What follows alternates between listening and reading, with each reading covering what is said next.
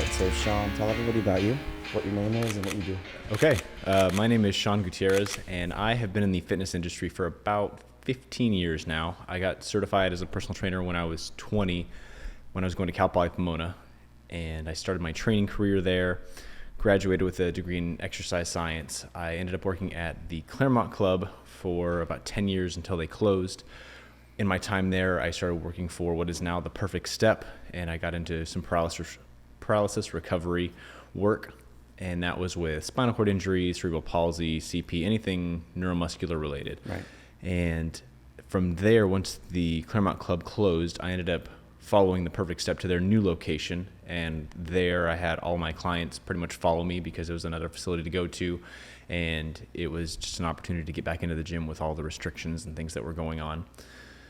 And most recently, I had finished my master's program at the end of 2019, and I was planning on going into a career in teaching, so higher education.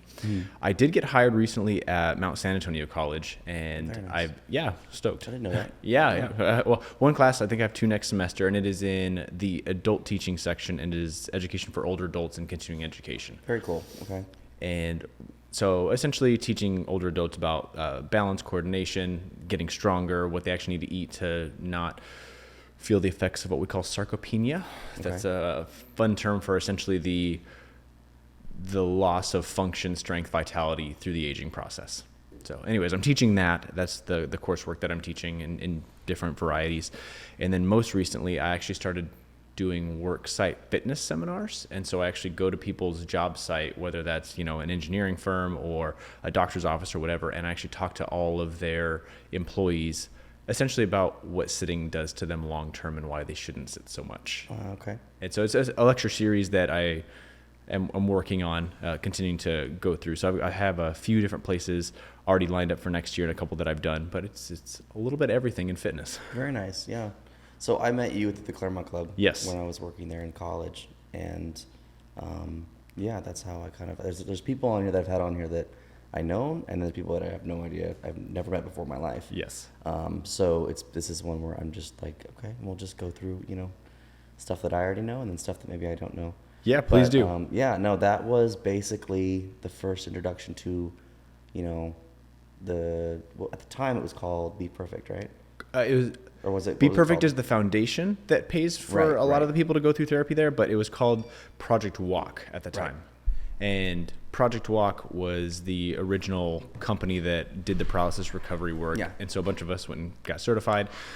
And after we got certified, we brought that back to the Claremont Club to be their first franchise. Unfortunately, things did not go as well as it could have for Project Walk, and they became insolvent. And so it was rebranded as the Perfect Step, and our location is now like the flagship. So from our educational standpoint, we are kind of the leaders in the industry. There's not a whole lot of commercial-based facilities, like outside the medical realm, like commercial-based facilities that have as much knowledge that we do in spinal cord injury recovery post, that initial stay in the hospital. Once they get out of PT, where do they go? They come to us. Right. So people who maybe don't know anything about that stuff, what do you guys do on a daily basis?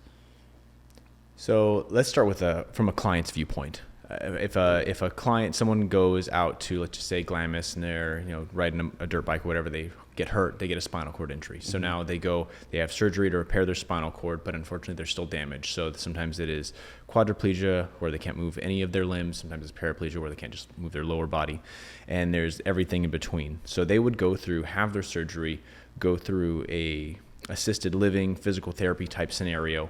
From there, once PT runs out, because it always does, most people are left wondering, where do I go to continue my recovery? And so explain that real quick too. Why does PT run out? It's just the healthcare system in general?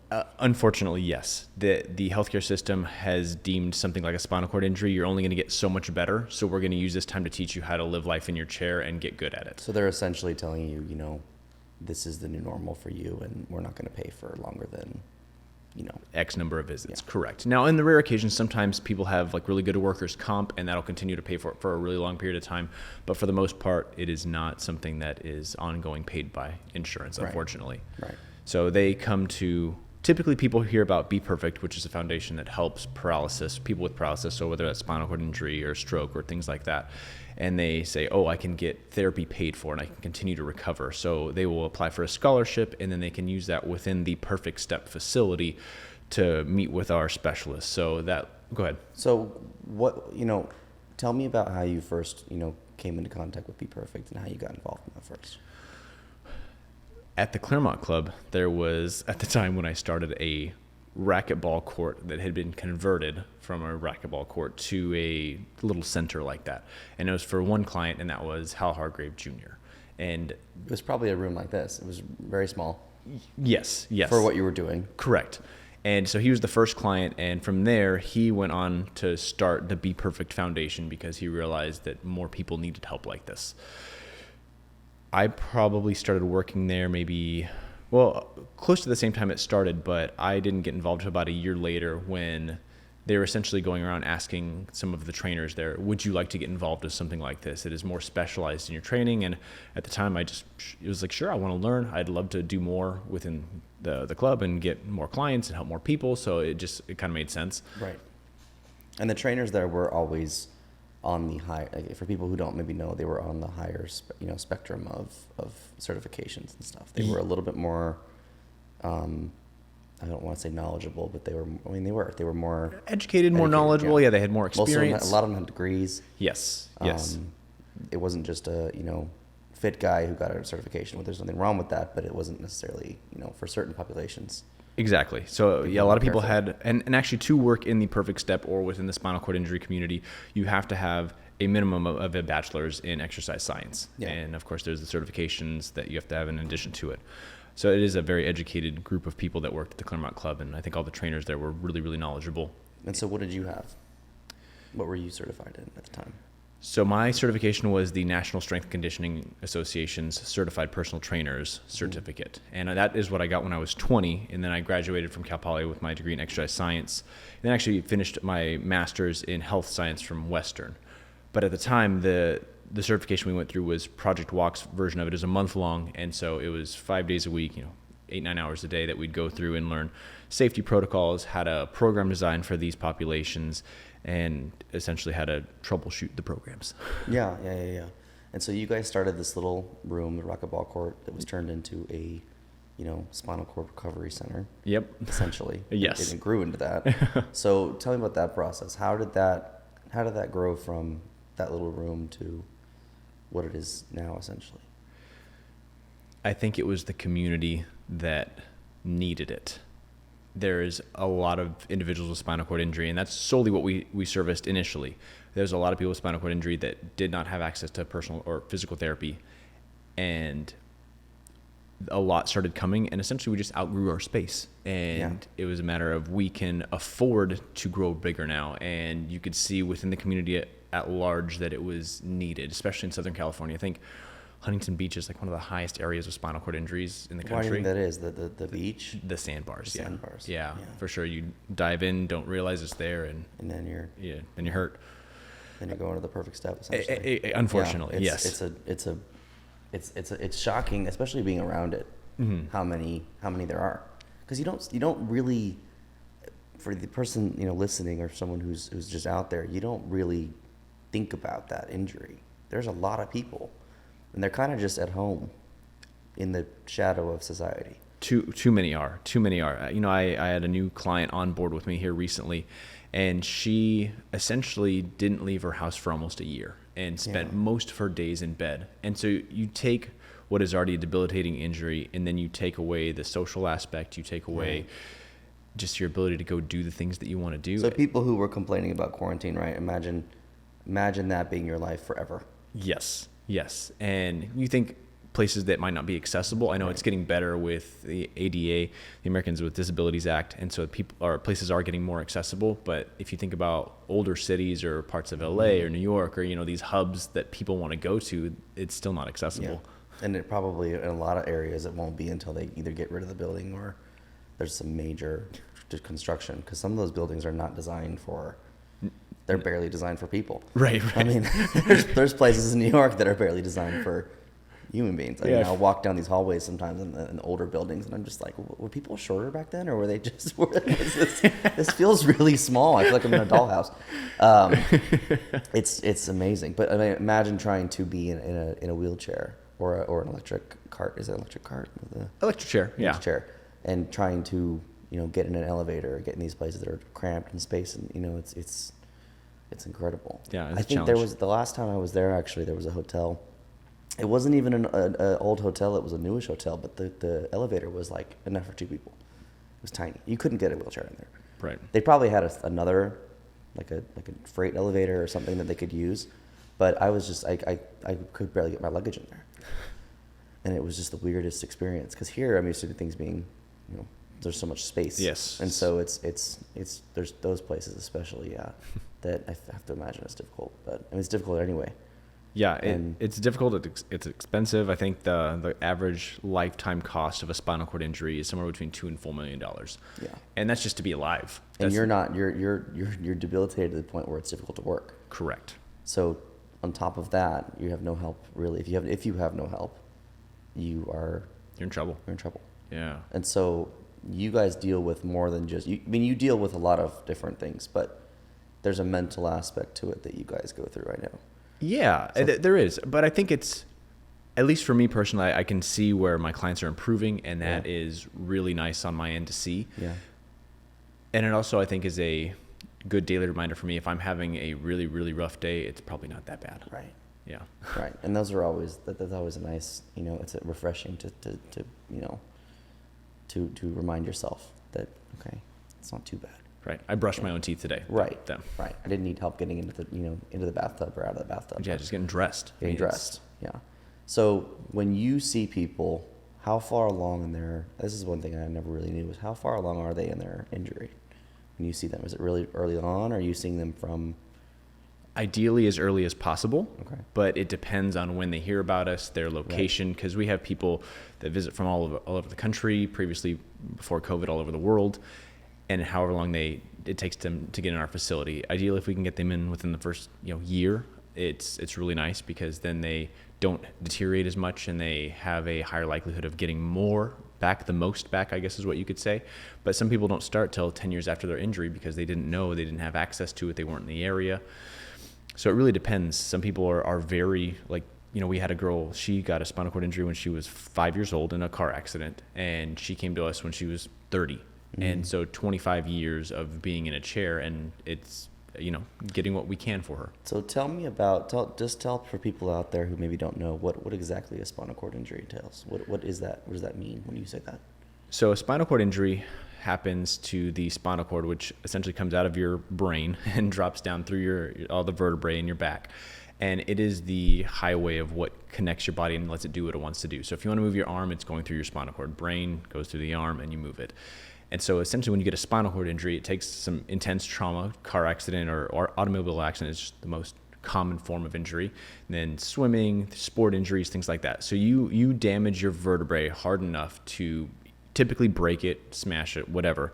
And the bones or whatever will come through and impact the spinal cord. And it can be as little as a pinprick is enough to cause dysfunction in the spinal cord. Really? I didn't know that. So it's that. Yeah, I mean, the tip of a pen, if it just hits you hard enough, it is going to cause some dysfunction. But you'll see that also in the level of the injury, because if someone has severe trauma, like a bullet wound or a stab wound or something like that, then they are going to have far less function and comeback, potentially depending on how damaged the spinal cord injury. Whereas if someone just has that pinprick, it might be a matter of their balance is really off, or one leg doesn't work as much as the other, or maybe just their hands. So it really depends on the severity of the injury, but it does not take much actual damage to the spinal cord to slow things down. For everybody who's listening, especially, so it's that Michael Scott quote where you're kind of saying, explain it to me like I'm 5. So as opposed to a broken bone, Yes. explain why you can't just repair the spinal cord in the same way. The spinal cord doesn't get a lot of blood flow to it. Now there is some, and there's some cerebrospinal fluid, and there's a lot of things that work its way into it, but the rest of your body has a lot more stem cells and things that actually regenerate a lot easier. So whether that's like muscle tissue or tissue in your GI tract or whatever the case is, you get this renewal that in a much quicker pace than you do within your spinal cord. And actually in your brain, you get no renewal, unfortunately. Out of those 16 billion neurons, if you lose some of them, they are gone. So they have stem cells throughout the rest of your body that help you come back faster, but unfortunately that process is absurdly slow in the spinal cord. You would need to live for an insane amount of time. An inordinate. I've heard it likened to maybe a millimeter a year at best of recovery within the spinal cord injury, and even then I think that's being nice. Okay. I think it's a pretty slow process to get it to heal. So it's what we're doing is trying to essentially bypass that injury site and give it a new pathway, because your brain has what we call neuroplasticity, and so you're constantly able to make new connections, which is why you're able to learn things until old age. Mm-hmm. And we're essentially trying to teach new movement patterns to get beyond that level of injury so you can use more beyond that. So when you say you're trying to teach people new motor pathways, yes, that's essentially relearning to walk. Yes. Right? Yes. And you have a whole host of equipment. This is probably where the foundation comes in, because you have a whole bunch of equipment, things that are specialized to do just that and only that, right? Yes, a lot of our stuff is adapted. Some of it is just a regular adductor machine, but the way we use it, we adapt it to what we need to do and what's going to get the most out of it. A lot of our work initially is spent on the table and starting off really basic. What kind of table? Just like a massage table? A very big massage table. Okay. So probably like an 8x8 or maybe even a 10x10 depending on the client, but it's a very large table. 8x8 anyways. And we do a lot of work on there. If you think about how people learned, it go all the way back to infancy, and people just laid there. Mm-hmm. And eventually it was, can I roll over? Can I lift my head up? Can I push my chest up? Can I get into hands and knees? Can I get into a kneeling position? Can I get into a standing position? Now can I walk that I'm in a standing position? So a lot of our approach is fundamentally like that growth process in a person from a neurological standpoint. And then we extrapolate off of what we can't do to mimic those movements with the equipment that we have.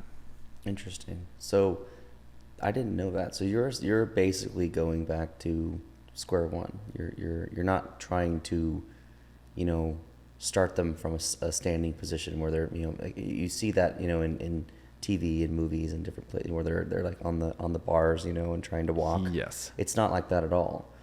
So you're taking them back to infancy and trying to, reintroduce that. Yeah, that's the best way to put it. And that really depends on the injury, though, because some individuals, like I said, if it barely has that pinprick of an accident or issue with the spinal cord, they might be able to walk on those parallel bars. And that's kind of what our program does. We look at where people are at and we regress it. There's a few phases of recovery that we have.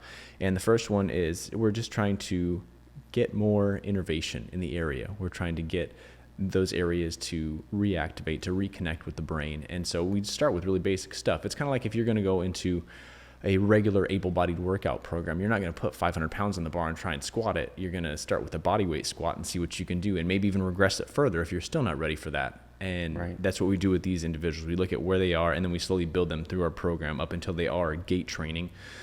And ideally, they won't need us anymore. And that's the whole point. We want them to get to the point where they have such an independence in their life that they don't need to come in and they'll be all right. And that's always been interesting to me, because that's such a mentally difficult thing to go through, that you must see on a daily basis, that they've had their independence taken away from them, unless they've had it from a very, very young age. But in a lot of cases, they're adults and they were able-bodied, normal people, and then they just had a bad day.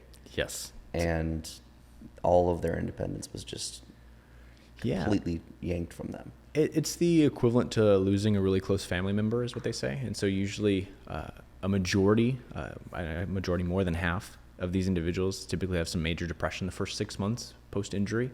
And I think that's partially why it would be closer to a year that we'd end up seeing a lot of these individuals. The first part is like, can I get out of the hospital? Am I still able to breathe on my own? And once again, there's that huge transition of it's, and I'm not going to harp on any other illnesses or whatever, but at least when you have a rough prognosis of any other illness, there's like, hey, here's what's happening to you and here's what might continue to happen and here's our treatment options. Whereas a spinal cord injury, it's, hey, this happened to you now, tomorrow it's done. It's different. Like right now.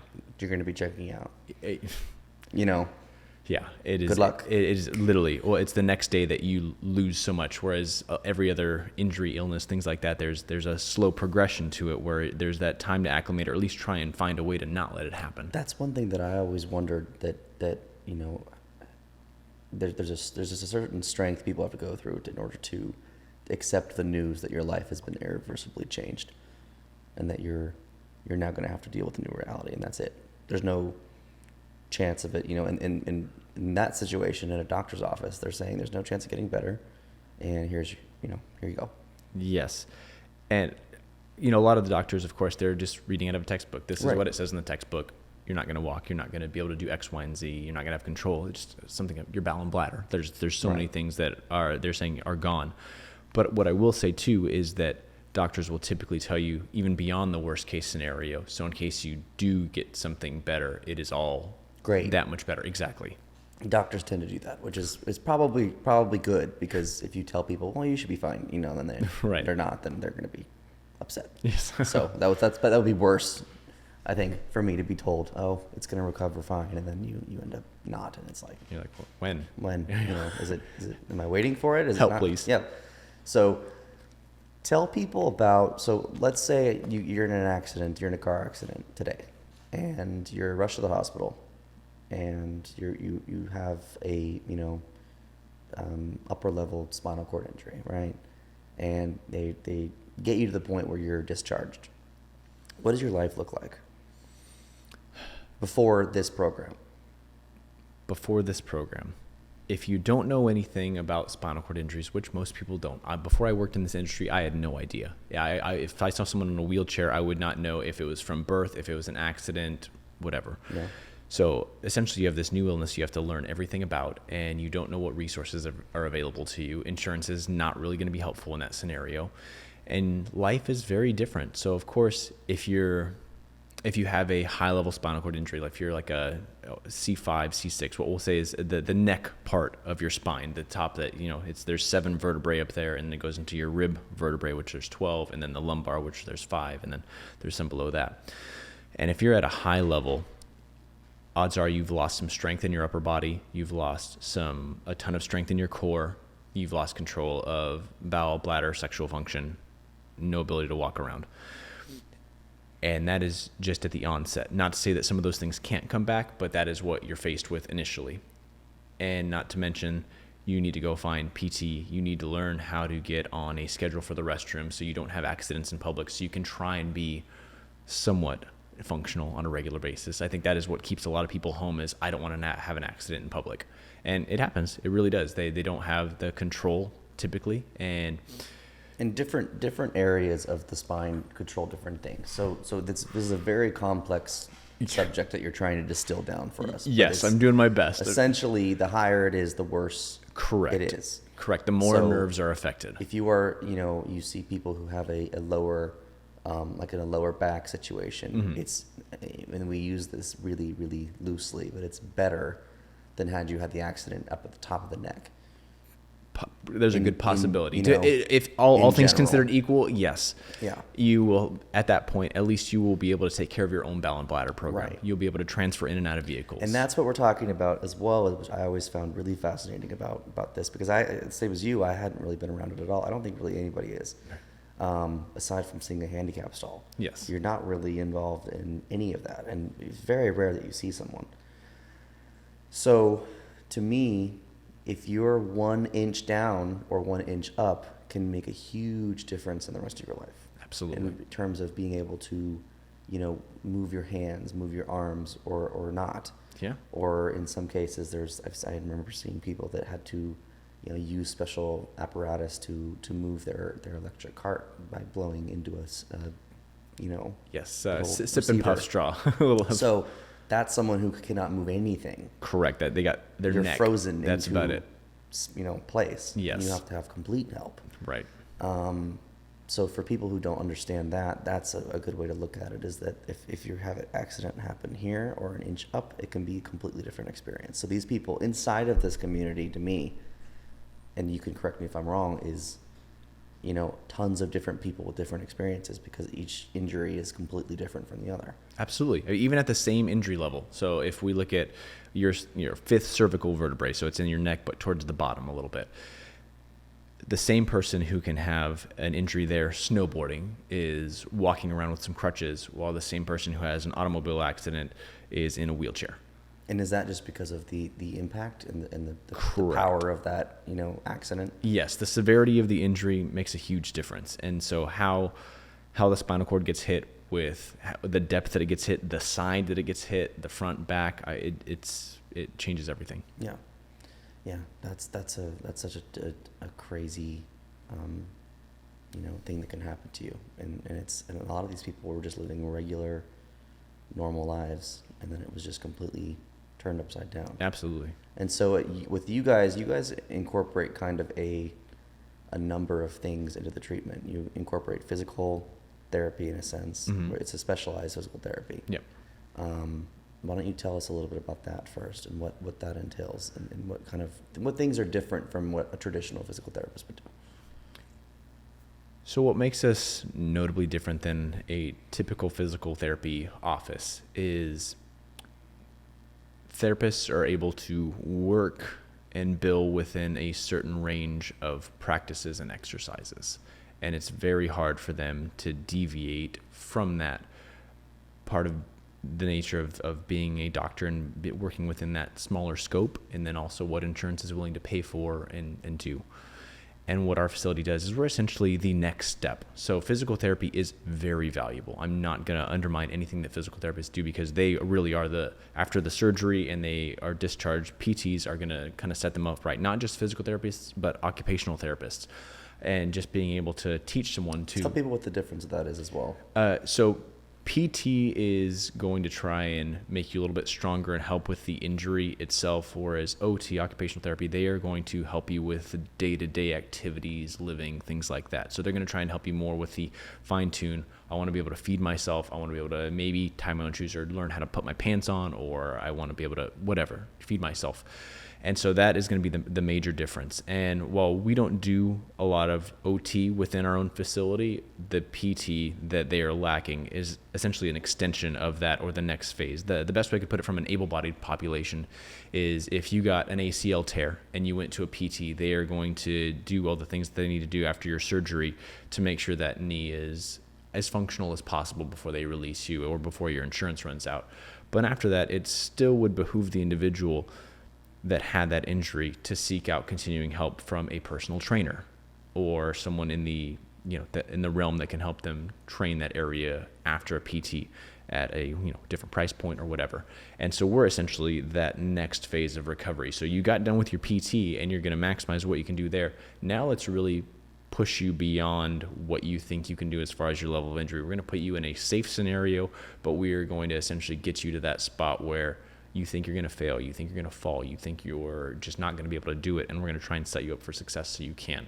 So I think that is the biggest difference. Is PT is the first chunk of what someone would really need to get maybe the basics of where they got started, and we're the next phase of their recovery. Interesting. Okay. And so you guys essentially, take the baton from them. Yes. And you're with them for how long? As long as they can, and as long as they want and are willing. And I'm part of it too, is forward, because the Be Perfect Foundation, it does great work, and they give scholarships, and the scholarships aren't infinite because the money is not infinite, right, unfortunately. Right. And that's why it's important to get your guys' message out there as much as possible, which is why basically I wanted to have you here, was because it's a cool organization. So tell people about that. So how did that come about? So the Be Perfect Foundation was started by the first client at the Claremont Club and his family. And so the Hargrave family and a couple others started the Be Perfect Foundation to essentially improve the lives of those individuals affected by paralysis, most notably to help pay for therapy beyond what their physical therapy or insurance would pay, and to also do things like vehicle conversions, helping people get, leg bags or catheters, or helping people pay for new wheelchairs. Because you figure your wheelchair is now your legs. It wears and tears, and after a few years you need another one. And on the cheap end, they're between $4,000 and $5,000. Yeah, on the cheap end. Yes, That's crazy. And that's for the ones that you see people pushing themselves. The more advanced ones, like the sip and puff chair that we see, where an individual cannot move his arms, his legs, they actually have a straw that directs their chair. Those can run anywhere from $30,000 to $50,000. It's like a car. It is essentially a It is car. a car. Yes, it is, and a lot of And advanced those wear and technology. tear as well. And those so wear and that's tear. not just because you get a more advanced one does not mean that you're done. Right. No, not at No, all. you're not done And with it. and let's just say that you are unfortunately in that scenario where you get the sip and puff, but then you start getting function back. Now you can move your arms a little bit. You can have a little core strength.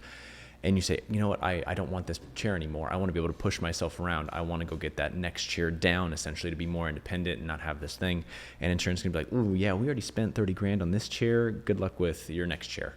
And so that's why foundations like the Be Perfect Foundation exist. So you could say, hey, I want to apply for a grant to help pay for my wheelchair, and from whatever company that may be. Right. And so, that's the thing, is that this is a type of injury where there is no, 401k that you pay into that just in case you have this massive accident. Yep. There's very few other types of injuries or diseases or anything like that where, you can technically live for a very long time. You could live to be 90, but it's getting there because you have to pay for all this to go with it, unless you want to lay in bed. Right. Which essentially has its own downsides. There's tons of things that would get involved with, when I see like the different types of chairs or different things at the club, I would see, just a wide range of people who have had this journey to get there, Yeah. and it's each one is unique and there's no blueprint. And you guys have kind of at least put a little bit of hope to it, where here's what we can do and here's the goal we can work towards. Absolutely. As Yeah. opposed to just good luck, go home. Right. No, and that's what we do a lot, and it's a sense of community, I think, for a lot of these individuals, because like you said earlier, you don't see a lot of people in wheelchairs around. You just don't. And so this is a place where people can go and have a shared experience and bounce ideas off each other's, like, hey, I had this happen to me. What do you do in this scenario? And it's a really nice place to be. And I think, too, why people like to come to our facility is that we get them out of their chair. They don't stay in their wheelchair for their therapy with us. And I think that's something that more common PT would do. You're going to stay in your chair because you've got to learn to live in it. They're essentially, preparing you for the life you're living. Correct. Versus you're trying to give them a better quality of life. Right. And we want to reduce the potential complications for high blood pressure, high cholesterol, diabetes, all the things that comes from being sedentary and being seated. And so that helps in and of itself. So you're going to stay out of the hospital longer. You're going to have a less likelihood of like a urinary tract infection, because that can happen because you're constantly cathing.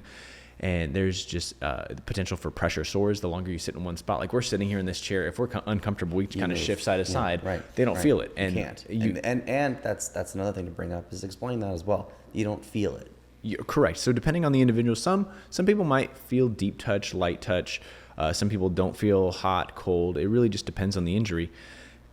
And so when you do have that uncomfortable spot on your sit bones that you've been sitting for a while, you usually just shift your body weight, or you stretch, or you move. And when you don't feel it, you don't move, and that causes pressure. So essentially, where a bone sits between a harder surface like a chair, or there's skin between bone and a chair, and that causes pressure, and that'll actually start wearing down the skin to the point where a wound opens up, and it can get really, really bad. If you get an infection, it gets into the bone, and it does kill people. And you still are not feeling it. Correct. You wouldn't feel it until, you might not feel it till it's in the bone. You might not feel it till your body starts having reactions. Some people get this, other problems. Correct. Yeah. And sometimes people will get lucky to a certain degree that their body will go through what we call autonomic dysreflexia. And what that means is when their body senses a noxious stimuli, and not like that they feel it, but their body actually is sending those intrinsic signals of pain or whatever, even if they're not getting it. Something's wrong. Yes. They might sweat, their blood pressure will go up, they might feel faint. And so at that point, it might be like, oh, I need to go check something. It might be something as simple as I need to use the restroom.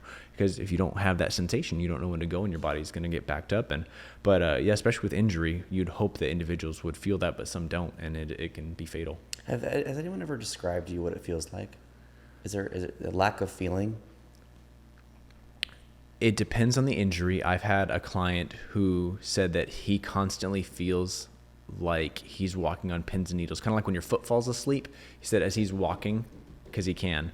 That's what he feels like he's walking on. And I thought to myself, So your legs have permanently fallen asleep. yes, essentially. yeah. And that's one version of someone who can move. Some people, it is nothing. Like literally you can tap, you can poke, you can pinch. And it's just not there. It's just not there. It's essentially like it's not Because happening. I've always wondered that same question when you ask yourself, what is nothing? It's like, well, what would, if I tapped myself and nothing was there, how would that feel? And I guess the answer is nothing, but you're trying to understand what that feels like. Right. And it would be like as if my arm was that cup over here. And that's the same effect. Yeah, yeah. I can touch the cup and you're not going to know what's happening. I have no idea what's going on. That's a crazy, that's why these injuries are so, they're just so interesting. And it's so interesting that they haven't really come along with treatments. They're working on it. It's complicated. I know it's complicated. Right now, I think the big thing that has been for a long time is they always talk about stem cell treatments, and it got going a lot in other countries first, and then it slowly got here. There was a lot of political red tape with stem cell stuff, and then where that wasn't in other countries. But we found other ways to get stem cells out, and we've kind of caught up here in the country. But of course, more expensive here, so people will opt to go outside the country. What that has led to Why is it more expensive here? Unfortunately, because we don't regulate the costs of our medical interventions. So it's like insulin. yes, it's you want this? Well, the cost of research and how much you development here. got? Yeah. How much are you willing to pay? How much are you willing to pay? Yeah. Oh, you got a peanut allergy? Well, here's your EpiPen. It was $50, now it's $700. Enjoy. I see you drove up in a BMW. It's going to be, or vice versa. Exactly. It feels like they gouge. I heard. Insulin's been a problem for a few years. Yes. Suddenly people have, a sudden interest in it. But the idea that you have to pay to be alive is crazy to me. Now, on one hand, if it's like a type 2 thing where you've destroyed your body to a point where you need to have, I have a little less, I don't, there's not as much of that. But when you're born with something. Right. Or in your case, there's people who just had it was something hit them or an accident. Yeah. It was completely out of their control. Yeah. And then it's like just, at the end of your hospital stay, it's like, here's your bill. That's right. And let's hope you have insurance. And a lot of times the insurance doesn't even cover all of it. No, it won't. But and with these injuries, they're so intense because you figure you need all the surgeries and the PT and everything that goes into it. And so it's not just a matter of like a night in the hospital. It's everything associated with it. And I don't want to downplay something like a kidney transplant. But Right. That's over when you get it. There is an end date, and there's that hope that, okay, if I get this, and it's a horrible situation to be in. But to me, in the scheme of things, there's an end date with that. You get it, you had the surgery, it's been accepted, you can live your life now. Yeah. You might have to go do a couple things, there might be certain things, but you can move, you can go about your day. Yeah. These people are essentially, I don't know of any other type of program besides what you guys do, but before that, it was just kind of, okay, well, your life's changed and you're going to be kind of at home. Yeah, it's unfortunate, but it has gotten a lot better. I mean, back in I'd say 60s, 70s, your shelf life was low with the spinal cord injury, but people are living almost full lives now. And why is that? Because that's one thing that I've heard so many times, and I want you to explain that to people. It's not so much that the injury is why their shelf life was low.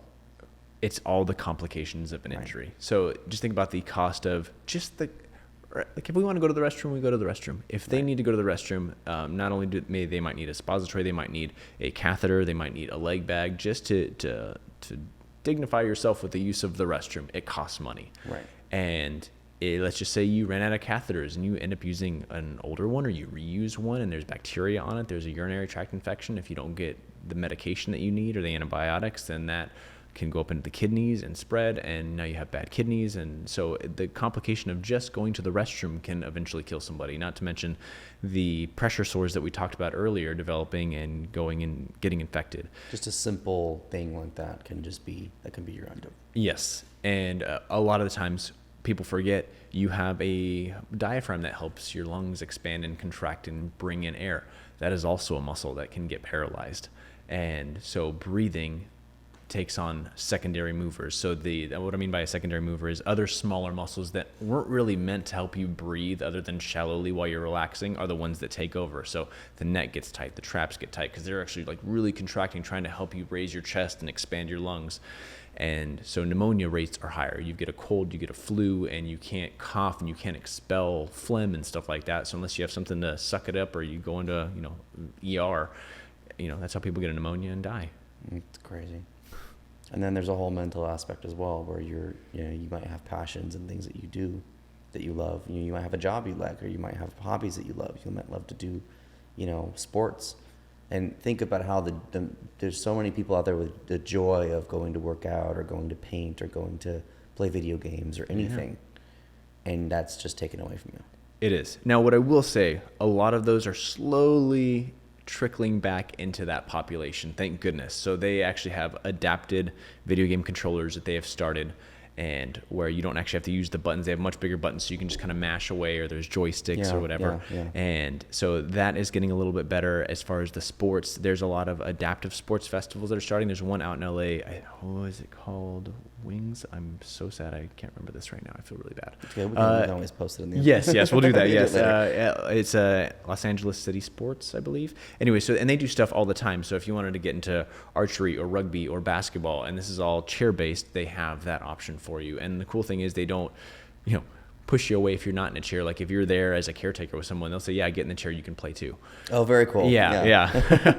We don't discriminate against anyone. No. Even if you got, so it's really cool. So I will say at least there are options, but I feel like when people are newly injured, they know none of that. And that is, I think, a big part of the injury too, is there's not a centralized location for a lot of this information. So that is something else that our center does, is we say, hey, you can go to the Christopher Reeves Foundation, you go to the Triumph Foundation, you can go, to these LA sports festivals where they're going to have adaptive equipment. They have the Abilities Expo. There's so many things that are out there that people don't know about. So this is a way for us to be able to disseminate information to them as well. Yeah. That's so interesting to me. I think that's also something that probably the average person doesn't know either. And when they're interacting with these people as a healthcare provider or someone, when they first had the accident, they're not able to say, well, hey, like there's this, and this. Right. They don't know either.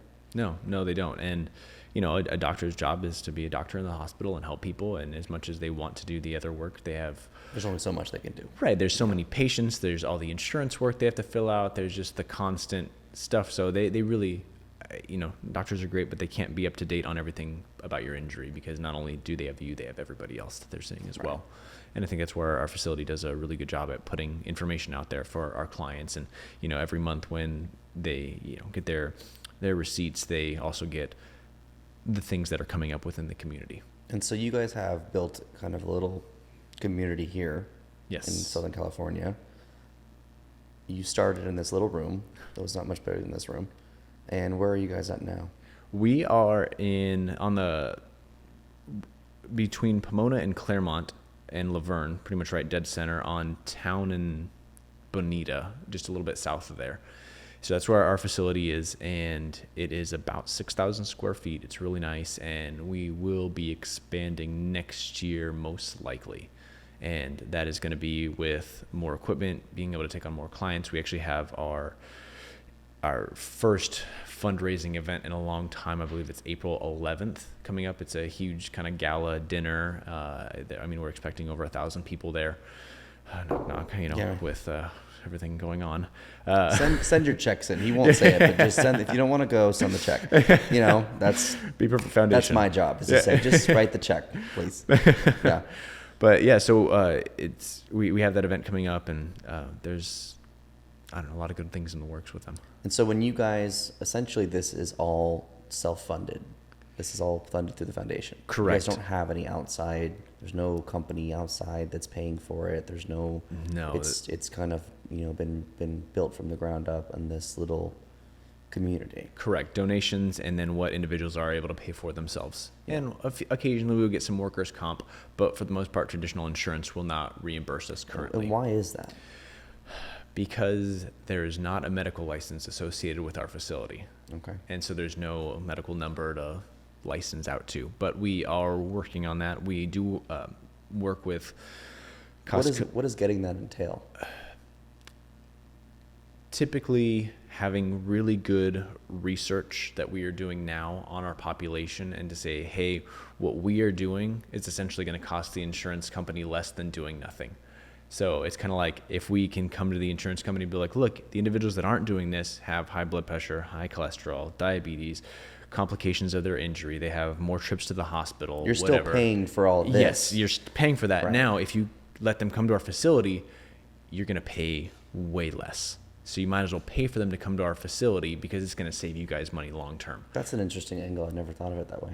So you're essentially telling the insurance company, which of course is only caring about the bottom line, which I understand. Yep. Okay. You're still going to be paying for their high blood pressure, their diabetes, their sores, their injuries, any of these other things that they have, infections, sickness. Yes. Anything mental health related. All of this you could avoid by coming here. Exactly. And often in times you guys do have that situation where you guys turn people around. Yeah, no, it's true. And really, after that first 6 months to a year of injury, people start to come out of that depression, but also being within a community helps a lot. And then seeing what their body can actually do. And, we've seen so many people that came in little to no hope, and now they are starting their own foundations. They have jobs. They've gone to get degrees.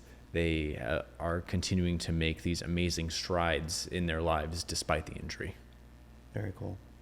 And so I guess the one thing I wanted to ask you was, how did you get into this? What made you interested in it? Even when you heard about it. Initially, it was just a chance for growth. Okay. I wanted to learn more, because when you get certified as a trainer or you get your degree in exercise science, for the most part, you'll go through your classes or your coursework, and they'll say, hey, here's this client, and this is how you help them. And then you get to real life, you're like, oh, people have issues, whether it's their knee, their back, their hips, their elbows, whatever. And then you go to that next level. Now, this is a person who has an injury. How are you going to help this person? And so once I actually got into helping this population and learning more, it almost took on just a little bit more meaning than helping the average population, so to speak. You can make a bigger impact in someone's life and the lives around them. There's, a ripple effect of, this person is happier, families are happier. And, I think that kindness and that the good things that come from it ripples out beyond what I can just do with that individual.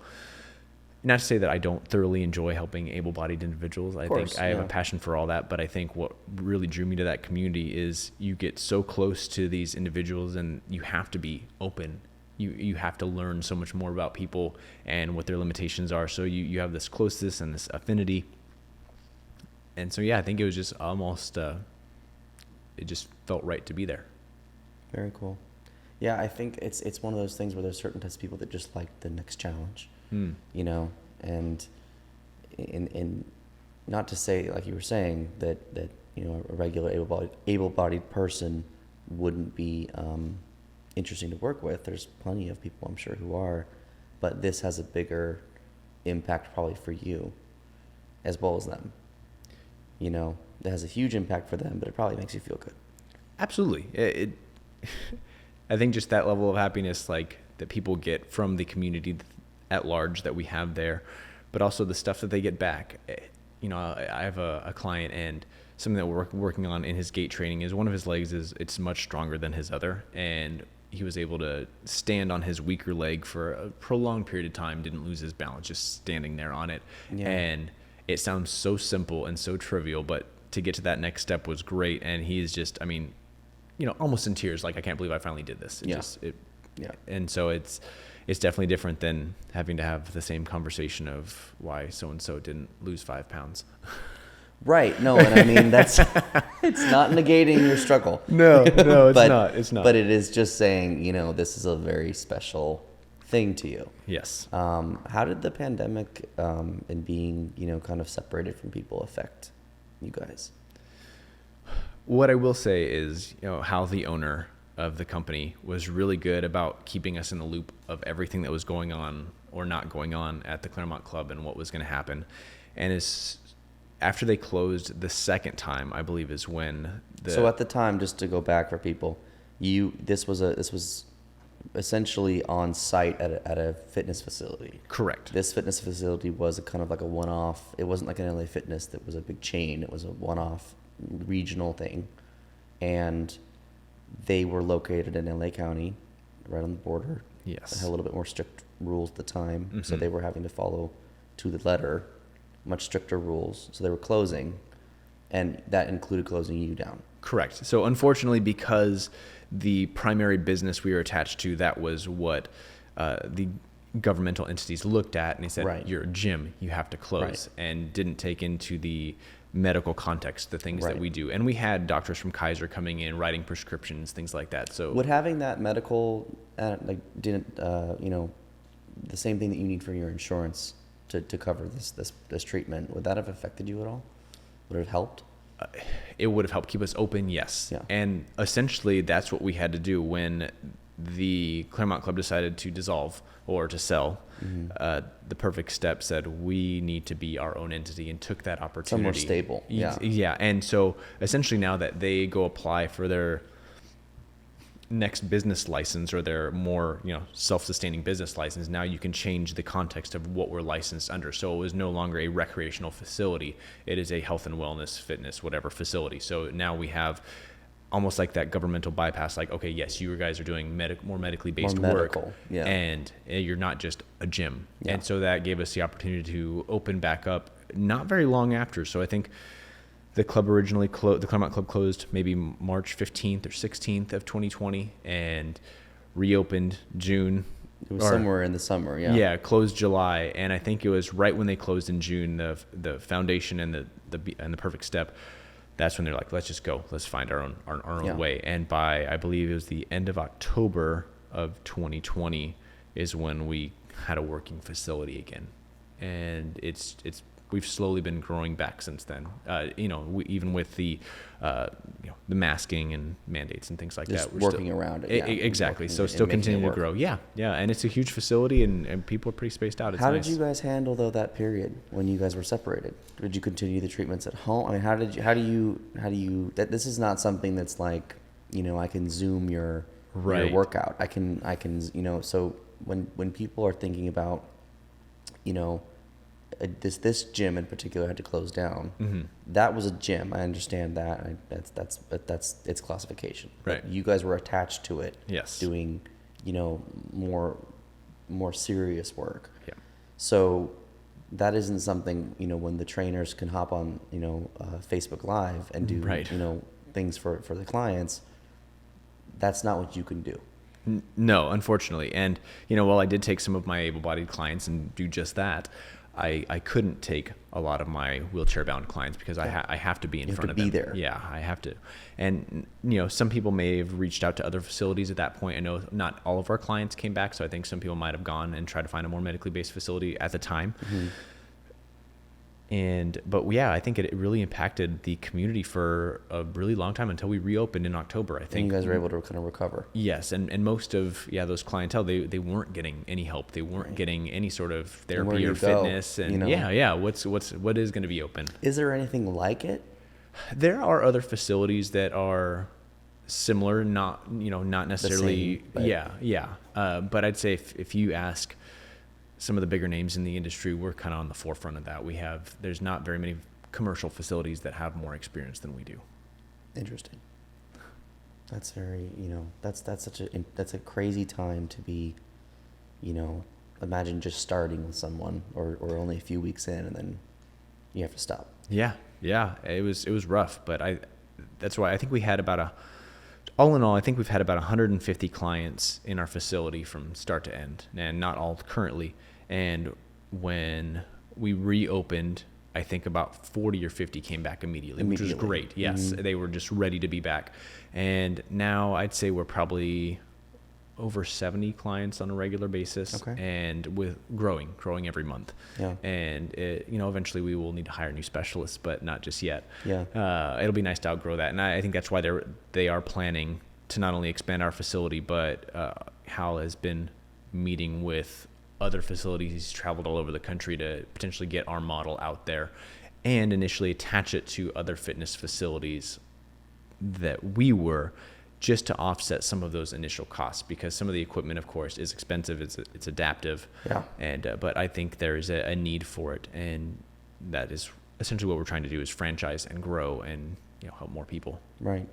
Yeah, that's the thing is there's some equipment, and I remember walking by it a few times and seeing there's some of the equipment in there is specialized and very specific, and some of it is like things that I'm like, hey, wait, that was in the gym. Right. That was something you took that actually.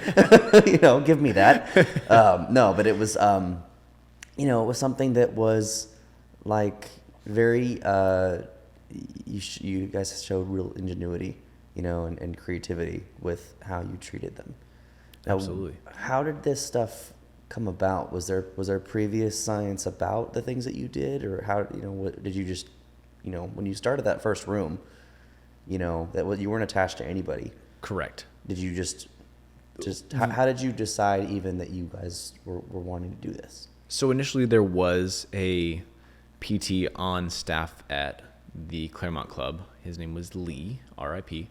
But he started there, and that's why that kind of took off. Then the rest of the trainers that wanted to get involved had to go to Project Walk and do their certification. Now, if you look at Project Walk, that was it. So Project Walk was another entity. That was the original Right. entity. That Okay. was we were involved with. And were you guys associated with them from the very beginning when you started, or did someone just come in there with Lee and decide to start exercising? Hal and Lee were the first people in there and Okay. just started Just to do stuff. something. Yes. Yeah. Yes. And then upon Hal continuing to search for, Does he ever say why did he just want to do something, or did he have a vision for that, or a reason for that, or was it what was the so Hal and his family are financially in a very positive position, and he realized not everybody is, and not everyone has the ability to pay for ongoing training like he would have had that ability to. Yeah. And I think seeing that and seeing so many people in the community that he had met and reached out to, and they needed help, Mm-hmm. and him and his family, they have, really hearts of gold. They want to help people, and they've realized this is almost like a calling for them. Being a reason behind everything, they thought this was their reason, was Yeah. to continue to help this population. And that's where the inception of that idea came from. And now, the Be Perfect Foundation, even on their shirts and things like that, it just says helping Hal heal others. Mm-hmm. And that was kind of their motto. They wanted to help the paralysis community get as much as they could back and out of life, because it really can be draining and really hard to get more out of it when you can't see the light at the end of the tunnel. Right.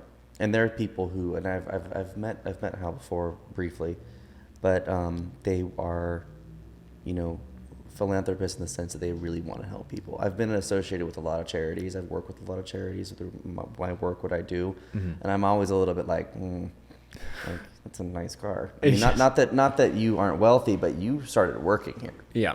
Oh, yeah. Yes. What's that it doesn't sit right. It doesn't always feel right. Sometimes it feels a little more like a business. Oh, yeah, yeah. And helping people is the way that they run the business, as opposed to this is one entity.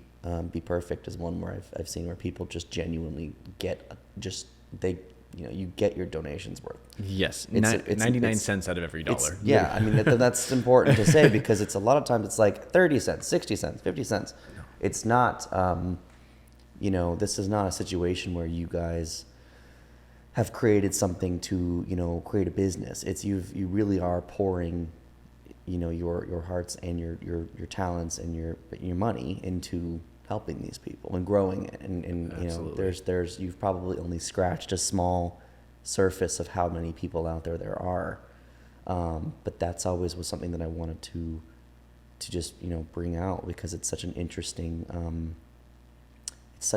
program. So you guys started with just in there just wanted to do something. Yes. He wanted to just not stay home. Yes. And I'm guessing he went to work out at that gym. Correct. So that's kind of was the spark. Right? Yes. He went to work out at Project Walk, and, told his family, like, we need one of these down by us. And where was the original one of those? Wasn't it from Carlsbad. Okay. Carlsbad, California. Okay. Yes. And it was a super nice facility, good size, and a lot of good leadership there. And unfortunately, as leadership changes, ideas change, and some ideas aren't for the best. Or they're yeah. It's so essentially Project Walk got you your start. Yes. In kind of your it's interesting because essentially you're doing the same thing that your clients are as a business or as a foundation. You're kind of learning to walk in this industry and in the fitness industry in general. But you are, you're going from this fitness facility down in Carlsbad that was doing what you're doing now, and then you're kind of building off of that. Yes. Now they no longer are solvent either. Correct. A lot of businesses are not, but you guys have taken kind of what you're doing and are or what you were doing with them, and you kind of putting your own spin on it now. Correct. So yeah, we've expanded and continued to grow, and our education has gotten better, and we are partnering with a lot of different facilities and schools. So, we have a partnership with University of Laverne, Western University of Health Sciences. We're, in conjunction with Costa Colina. We're doing some things with Keck. There's just a lot of partnerships that we're forming. We're doing some things with Christopher Reeves Foundation. And these things take time. They do take time. Yeah. And, it's been 10 years in the making, right. But it is really kind of coming to fruition and more just within this community and the industry. There's a lot of not only current growth, but growth potential. Right. It's such an amazing program. I mean, it's always something that I really respected you guys to do, because it was something that is so it's so needed, but it's so invisible. It's a very weird concept, because there's everybody knows about lung cancer. Everybody knows about all types of diseases. Well, there's a day for everything. You wear your pink shoes on breast cancer. Is there day. a day for spinal cord injury? There is. Is there now? I think there's a month. Yeah, I believe there's okay. a month. Yeah, and so I think. But it's not like breast cancer. It's not like it's not visible like that. Yeah, you don't have football players wearing pink cleats. And this is such a hard thing to talk about, because it's not. You're not taking away from that. That's a difficult, horrible, awful thing, and I'm glad that we have a month for that. Great. Yes. But this is something that is,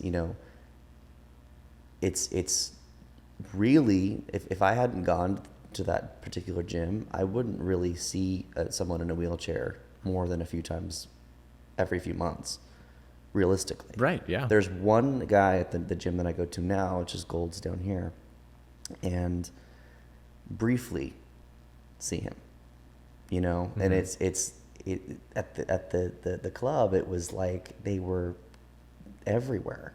They were part of the community there. They'd come into the weight room and go to the cafe and go to by the pool and go, and it was so normal. Yes. And that's kind of something that I thought was really interesting, was it was just normal. They were just going about their life. They were doing their thing. Yeah. As opposed to, I think, when you're not used to it, you don't really know how to behave. Right. You know how people get that awkward. Yeah. What do we do? What do we do? Do we, and it's like, do I push your chair? Normal. Like, what do you need? Yeah. You don't you don't need to go grab them and push them. They're not asking you for anything. Yeah, please don't do that. You do need to put that asterisk out there. There's enough people out there that it's just. I know you're trying to be helpful, but don't ask first. There's certain things you don't do, and that's one of them. But it's like this thing that people get when they don't know how to. It's not out of a bad place. Not at all. It's just awkward, and you're just like, well, what do I do? Right. I will say it happened to me one time where I was at the gym and I needed to go to the bathroom so bad, and I went and there was like everything was used except for the handicap stall, and I was like, okay, I'm just gonna go real quick, and then like I'm finishing and I turn and I see wheels, and I was like, oh my god, like, oh no. This is happening. It's happened. And so I'm like, what do I do? Do I pretend that it's just locked? Do I just stay in here until I leave? Do I walk out and just kind of hello? Pretend I have a limp or something? That was the other thing. It briefly crossed my mind. I will be honest and say it briefly, like, oh, it's down here. It's a, and I just was like, hey, I just kind of like, cause I'm around it enough. Like at the time I was around enough, but they kind of just like I was like, sorry, and they were like, they kind of laughed it off, but I was just like, oh God, why did I do that?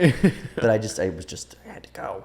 So it was just. At least you weren't in their parking spot. That we can get away with the bathroom. The parking spot though. That's a line. I don't do red zones or handicap spot. I'm pretty sure that was like there's a line.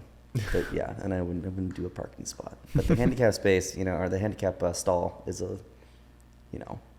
sometimes. it's the only thing. If it's the only thing, yeah. But yeah, no, it was you know, but in that situation, I could see how someone would be really awkward, you know, and almost not even acknowledge them, because I think that people, when they are awkward, and it's not intentional, it's not necessarily, well, I mean, it is intentional, but it's not, again, from a bad place. You kind of just, you either, there's people that confront it head on and just, you know, ask them, okay, well, you know, and there's people who just ignore it, because they don't want to do anything wrong, so they just ignore it. Yeah. And I have plenty of people that I know that are like that, where they ignore problems until they're just, you know, right in your face. But that, for that person, that's one thing that I learned with being around you guys so much, was that to that person, that interaction and to be treated like everyone else was really important. And so that's something that I, you know, have always kind of remembered. And that if more people knew that, right, and knew about how to engage these people and not treat them like they're just, you know, these others, right, then it's something that we can, you know, make their quality of life better. Right. I think as too, people it's just in society. Well, yeah, I think it just, if you look at it, just, you know, if you saw someone who just broke their leg and they're walking around on crutches, you're still going to talk to them. Just, they're a regular person. They just got injured. And unfortunately, this injury just happens to last a lot longer. Right. And sometimes when you cross that line from cast to chair, you know, people freeze up. Yes. And it's something where some of the people that I've met through you, you know, the just being around when you were at the gym, some of them have like the best sense of humor. Dark sense of humor. Some of them have great sense of humor. My style of comedy. I mean, but I just was like, you know, they're just normal people. They're just regular people. Absolutely. They just had a really bad day. Yep. You know, one day, and then their life kind of changed, or absolutely changed. Yeah. And so that's something. What would you say to someone who's not familiar with a spinal cord injury and how to, you know, what would you say to someone who's like, you know, who does freeze up or who doesn't know how to behave? I think the best thing to think about would be, how do you want people to interact with you? Right. So if you're a person who doesn't like interaction anyways, just continue all about your day. Right. But if however you would want to be interacted with, that's how you should interact with somebody. Yeah. It's the same thing when I first started working with this population and I'm moving their body that does not work. Mm-hmm. And that was something that someone with an injury told me. They said, just move my body like you would want your body moved if someone was doing this to you. Right. And that's just the best way to think about it, you know, kind of golden rule or whatever. But it's, yeah, how do you want to be treated? That's how you should treat these people. And so introduce yourself if you really want to have this conversation like you normally would. Hi, I'm so-and-so, and, you know, what's your story kind of thing? What do you do? And start from there. And then, you know, once you build a little rapport and you feel comfortable with this person, then you can ask, hey, like, you know, what did you have an injury, or, you know, what are you in the chair? What is that? You know, treat them normally. Yes, just exactly. Treat them how you would. Yeah. I mean, just make a friend. I mean, and if you're just not a nice person, then maybe you don't do that. But I mean, you know, but traditionally, yeah. Yeah. I think that like there's so many people that you work with that are just they're just going about their lives. They don't think it's a strange concept. They don't obviously it defines their life, but it doesn't define who they are. Correct. I have a client, and she said, if one more person calls her inspirational, she's going to lose her mind. She said, all I'm doing is getting groceries. What's her name? I'm gonna go on her Instagram and say, you inspire me. Is what you do. And you know, because she said that she'll just be at the store getting groceries like everybody else, and be like, you're so inspiring. Like, no, this is something we just have to do to live. It's not inspiring. This is just life. It defines their life in the sense of how their life functions, but it doesn't define who they are. Right. Yeah. And she's like, I'm not inspirational because I had to push myself up this ramp. I just have to get up here like everybody else. Thank God there's a ramp, or, you know, then I would be inspirational carrying my chair and going up the stairs maybe. But yeah, it's just like a person, make a friend. I don't know. I think I would like being called inspirational for every little thing. I you know, I don't know. I can't be in her shoes, but I'm not so sure. I might disagree with that. I'm not sure. Yeah, no, that's a you know, that's an example of one of many, I think, of some of the people there. They're just like great, interesting people. Yeah, very much so. They have just these crazy stories too because of what they've gone through. Yeah. You know, and it impacts more than just them, and it impacts their family. And you probably know a lot about that. Is like, you know, this, like you were saying before, it doesn't just affect them, it's also turns the entire family upside down. Yeah, I think you look at a dynamic, you know, if what I do with, like, I have a 5-year-old and a 1.5-year-old, and the things that I do with them now, I'm running around, I'm tossing around, we're playing, and to say that, like, you know, if I had that taken away, right, and I would not be able to pick up my son, or I wouldn't be able to, like, run around with my daughter, right, it not only does it change your life, because of course you missed those things, but now you're not the same person to them that you were before. Right. And not to say that they would hold that against you, but it does change the dynamics of so many relationships. And so there has to be a really strong family unit or friends unit or just community to help you make those changes. Yeah. And it just goes from, you know, because of the lack of help. Yes. From, you know, any kind of outside entity. If they don't have the means, which some do, but very few do, they need some help. Yeah. And that family is often struggling. Yeah, it's true. Right. So, you know, that's kind of the role that you guys fill. Yeah. Is that, you know, you're that leg up and that help. Yeah. Well, luckily, I mean, social media does help. We've gotten a few clients off, you know, Instagram or Facebook posts, things like that. And so people find the Be Perfect Foundation, or they'll find the Perfect Step on any of those platforms. Right. And, you know, they are able to at least find us, and through us, hopefully find more things that they can use. Right, right. And that's something that is available to you now. It's something that when you first started, there really wasn't. I mean, we had social media. I mean, it was Facebook and Instagram. A little bit, yeah. 10 years ago, 2011. I mean, I didn't have an Instagram. I actually just recently looked. It was 2013. So, you know, realistically, you didn't have like the tools you have now, which right. is much easier to get your stories out there, and then everyone else can as well. Yes. To reach more people. Mm-hmm. And do you guys have do you dedicate time to social media, or do you? Oh, absolutely. No, it is a big function for us, and not only to get out there within the community and let people know what's out there, but also to showcase what we do within our facility, and to put spotlights on clients and how far they've come, and, you know, also just to let the regular public know. You know, we have videos of, hey, this is what it takes for someone in a chair to leave their house, to get in their car, to take apart their wheelchair, put it in the car, get to their location, put it back together, get out of it, get inside, do their therapy, and then repeat it all the way home. Right. And so I think it's awareness on all levels. So whether you're injured or not, and then if you are injured, you can see what is possible, what facilities have to offer, what kind of exercise you can expect, and then also what other clients are saying, and what other individuals with paralysis are saying and doing within the community and our facility. Right. That's a difficult thing to do, because you have different messages you have to reach. You have to reach people who are maybe have an injury, and that you want to reach them to let them know there's something out there for them. Yeah. Right. You have people that are just regular everyday people who, you know, just need to be aware of it at all. They don't have nothing to do with it at all until you tell them. Right. And then you have the whole trying to grow the actual business side of it to expand. Exactly. And because essentially, even though it's a charity, it is still, you have to sustain yourself. Right. As a charity. Yeah. And still, you guys pour so much back into it.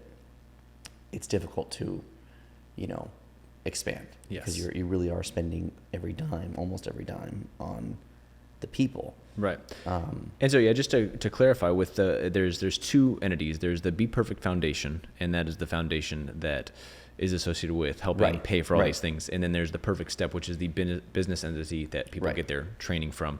And what I will say, though, the Perfect Step has a lot of the resources, and I mean, I don't think they took a profit this year. I think they literally reinvested everything back into the business. And the Be Perfect Foundation, like 99 cents out of every dollar is donated to not only therapy, but also if you need to change the way your vehicle is set up so you can get hand controls or things like that. You know, there's so many stuff.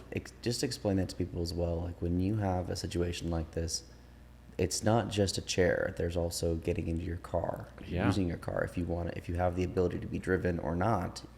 having that taken away from you as well. Yeah, I mean, some of the simple exercises, just, put both your hands into fists and go about your day like that. Don't use your fingers. I mean, that is what some of these people deal with on a daily basis. Their hands don't work. Yeah. It's part of the injury. And so try and, you might be able to take a drink of water, but tell me how eating went. Tell me how you used the microwave went. So someone out there who maybe doesn't know, if you have, function of your arms, you doesn't necessarily mean you have function of your fingers. Correct. And it is as simple as a couple levels of injury. So at a C5 level, you're going to be able to use your biceps and your shoulders and maybe a little bit of your chest and your back.